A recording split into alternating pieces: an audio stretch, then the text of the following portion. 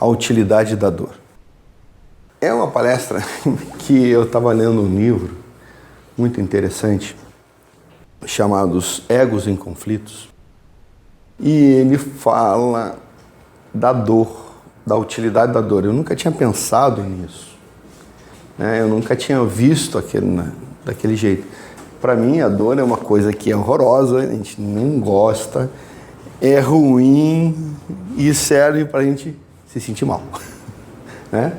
Acho que ninguém gosta, quem gosta de dor aqui, só se for masoquista. O masoquista gosta, mas a gente não gosta, normalmente não gosta.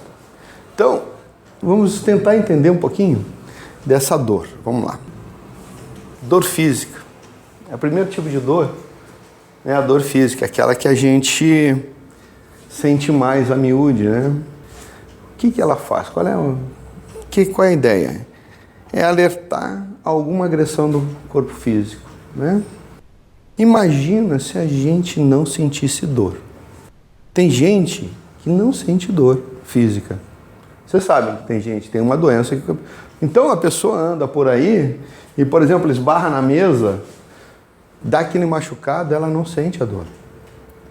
Ou então se corta, ela não sente a dor.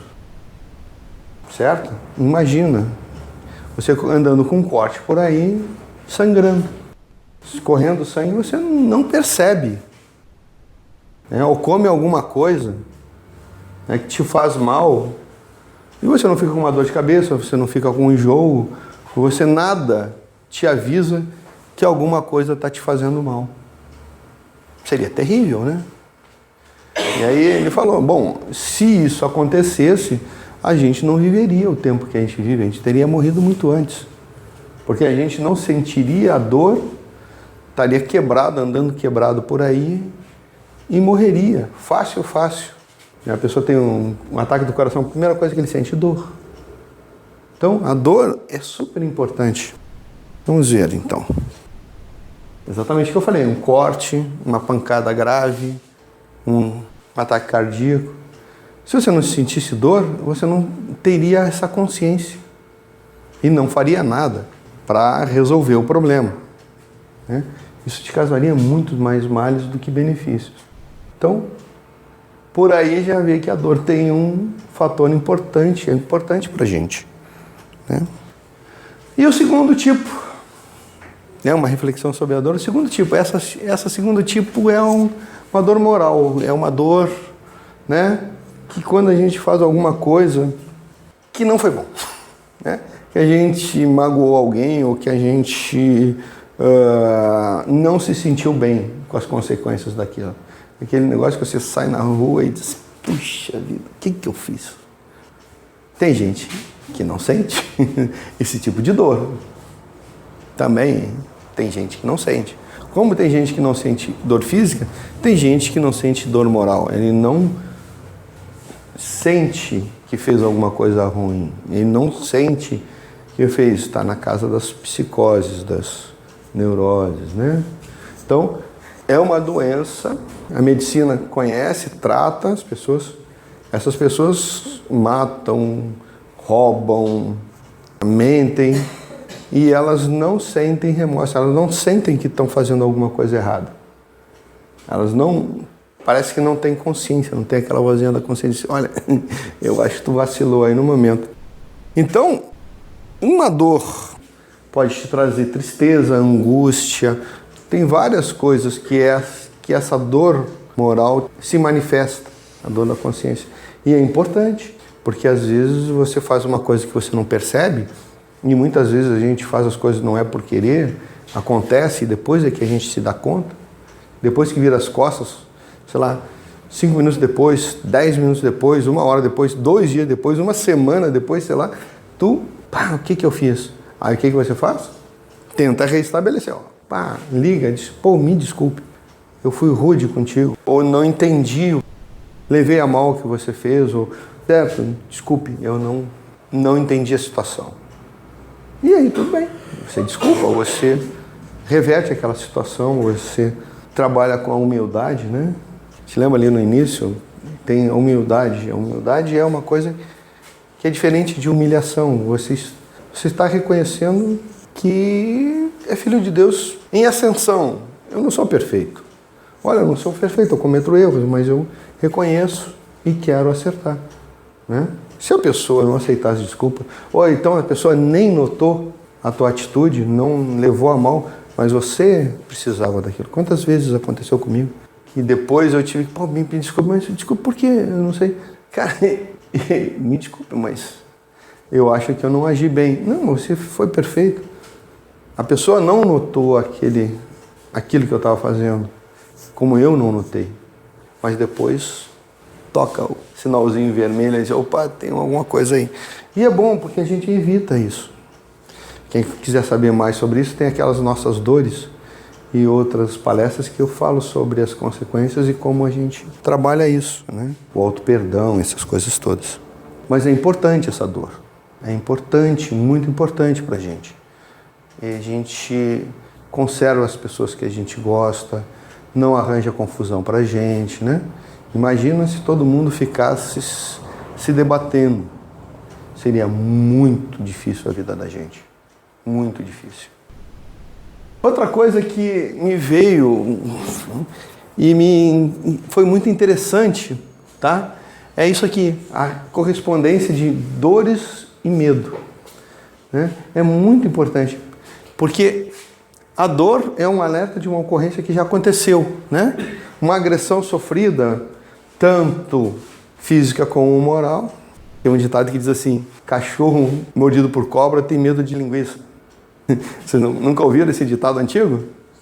Os antigos já conhecem. Então, é justamente isso. Ele sentiu a dor física e agora ele tem medo. Então, por isso do medo. Ou então, eu não vou naquele lugar lá que eu sempre me sinto mal, sempre sou maltratado. Ou eu perco as estribeiras ali, então eu não vou. É o medo. Medo, além do medo ser uma coisa aprendida lá no início do reino da criação e tal, né? O cachorro que foi mordido pela cobra, né? Ele é um alerta de uma coisa, de um possível perigo. Ou seja, aconteceu uma coisa, você sentiu dor e agora você desenvolveu um medo. Ou seja, desenvolveu um sistema de alerta que detecta aquilo. Por exemplo, você se cortou com uma faca. Aquela faca estava afiada, aí você olha para a faca, você já... Essa faca eu tenho que ter cuidado. Se dá o alerta. O medo é o alerta de uma coisa, de um perigo em potencial. E esse é que aconteceu alguma coisa que não deveria ter acontecido. Certo? Todo medo, toda dor vira um medo. Com certeza. Mas esse medo não é paralisante. Não é aquele medo que paralisa, que é pânico e tal. Não, não é. É um alerta. Olha, cuidado. A gente só quer dizer assim, cuidado. Cuidado com essa faca que ela corta. Cuidado com essa pessoa que ela costuma não ser muito elegante no seu modo de agir. Então, cuidado. O medo é bom. Tanto a dor quanto o medo é bom. Eles têm a mesma função, nos proteger. Medo a priori, ou seja, antes que a coisa aconteça, identifiquei um perigo, uma coisa que me causa dor, então vou ter que ir devagar. Ter que ir devagar. Tomar cuidado e não ficar paralisado. A diferença. Se eu estou paralisado, eu estou em pânico. E se eu não percebi? Por exemplo, andei por um lugar, não estou percebendo que a gente anda por aí tudo e bate, se corta. E aquele lugar eu tenho que andar mais cuidado. Porque você já se cortou, já se machucou lá e você precisa passar por lá toda vez que você passar por lá, o medo te diz, olha, presta muita atenção. E é legal esse binômio medo-dor, dor-medo. Achei muito interessante quando eu descobri isso lendo esse livro e foi excepcional. Porque quase sempre a gente não gosta da dor e também não gosta do medo. Não gosta de ter medo. Mas os dois são importantes como ferramenta de autopreservação, tanto física, quanto psíquica, quanto tudo. É importante, super importante. É um raciocínio que ninguém faz. Né? é um tipo de lógica, um tipo de reconhecimento da gente, da importância das coisas que a gente concebe como ruim. Sentir dor é ruim, sentir medo é ruim, mas elas têm uma função. É só a gente demitificar isso, olhar com outros olhos, ou seja, a luz da consciência, né? Você sai daquela posição e olha de outra posição. Tem as desvantagens? Tem, mas também tem as vantagens, tem as coisas boas ali. Tem uma coisa boa, a gente tem que olhar. Então, na vida é sempre assim. Então, ali, eu já te falei mais ou menos dos objetivos da dor física, né? Promove a possibilidade de manutenção da vida. Eu me cortei, estou sangrando, pode infeccionar, pode um monte de coisa. Senti a dor, olhei, caramba, estou com a perna aqui. Ferida, vou tratar. Ih, rapaz, eu arranjei confusão e nem me toquei. Vou lá pedir perdão e tal. E hoje em dia a gente nunca sabe quando uma pessoa anda armada, anda aí com faca, vai em cima de você, depois eu vou me vingar ou qualquer coisa assim, da próxima eu te pego. Então, tanto no mundo material, né, por exemplo, comi demais, aí senti aquela dor do estômago, dor no fígado, não sei o quê, eu não posso comer isso. Também é uma questão de você se corrigir, né? Não posso comer 3 pratos de feijoada, tenho que só comer 1. Ou eu não posso ficar assim pegando frio, porque senão eu vou me gripar. Então, isso aí serve também como uma educação nossa. Uma mudança de hábitos, uma correção de hábitos. E aí você começa a viver melhor. Uma pessoa que tem uma dor, ela cuida da dor, ela se cuida mais, ela se trata mais. Uma doença, um negócio, ela se trata mais, ela se cuida mais, ela tem um negócio. E ele fala, às vezes, a pessoa que está cuidando de uma pessoa doente morre primeiro do que a pessoa doente. E a gente sabe que acontece isso. Porque a pessoa doente, ela está se cuidando. Ela está se tratando, ela está fazendo alguma coisa. E a outra não. E, de repente, alguma coisa pega essa pessoa desprevenida. Nunca teve nada na vida. De repente, morreu do coração, ataque fulminante. É uma pessoa que não tem essa coisa, esse cuidado consigo mesmo. Que nem homem não vai a médico, só se está para morrer. Então, é assim, né? É assim, a mulher já vai mais a médico e tal, ela sente mais dor, ela se cuida mais, então, e ela vive mais, né? A média, mais ou menos, a mulher tem em torno de 5 anos mais do que o homem, por causa disso. Então, essas dores, né, morais, também o homem também se mete em confusão.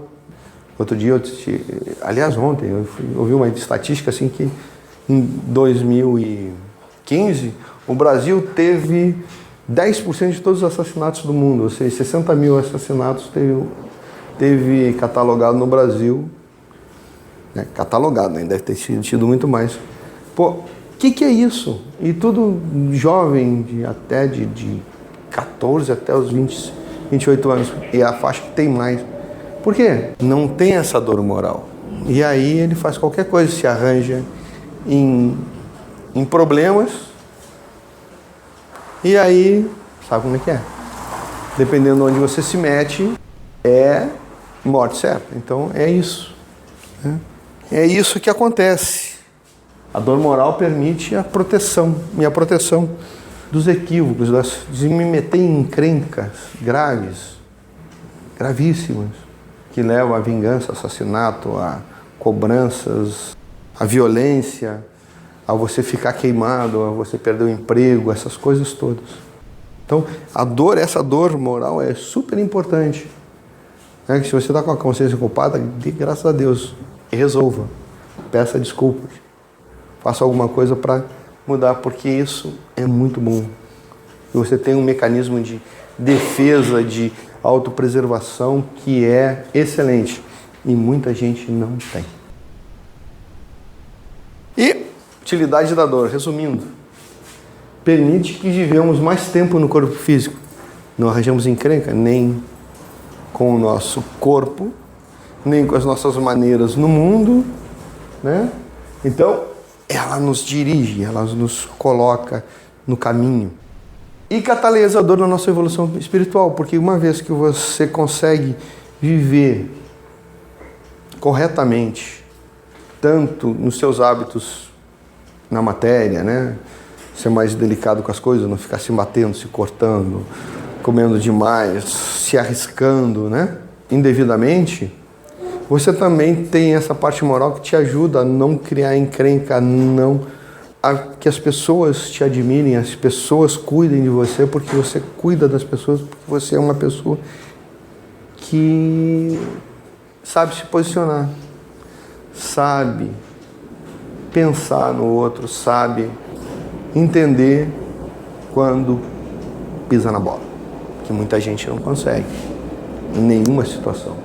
Então a ideia é essa, catalisa a nossa evolução, melhora a nossa evolução. Quanto mais tempo a gente fica aqui, mais experiência a gente tem. Quanto melhor é essa experiência, mais rápido a gente evolui. Então, cara, quando você tiver uma dor, né, ou na consciência, ou no físico, agradeça. Poxa vida, está na hora de eu fazer alguma coisa para melhorar. Para mim melhorar. Para mim preservar. Depois desse livro, depois de ler esse livro, depois de ler esses capítulos que ele fala da dor e do medo e de como isso nos ajuda nesse momento nosso, né? Ele diz assim, ó, no futuro não teremos dores. Né? Um dia a gente vai parar de ter dor, mas na atual situação nossa, na nossa atual evolução, a gente precisa dela. E ele se agradeça, porque é uma dádiva divina. Mas na hora que a gente sentir dor, a gente tem vontade de reclamar mesmo. Mas depois que você passa por aquilo e vê as coisas de outro ângulo, você vai ver que realmente é uma dádiva divina. Tá bom? Era isso mais ou menos que eu tinha para passar para vocês, esse assunto polêmico que é, afinal de contas, por que eles dizem que a dor é uma dádiva divina. E eu, hoje, consegui entender e passar para vocês. Muito obrigado.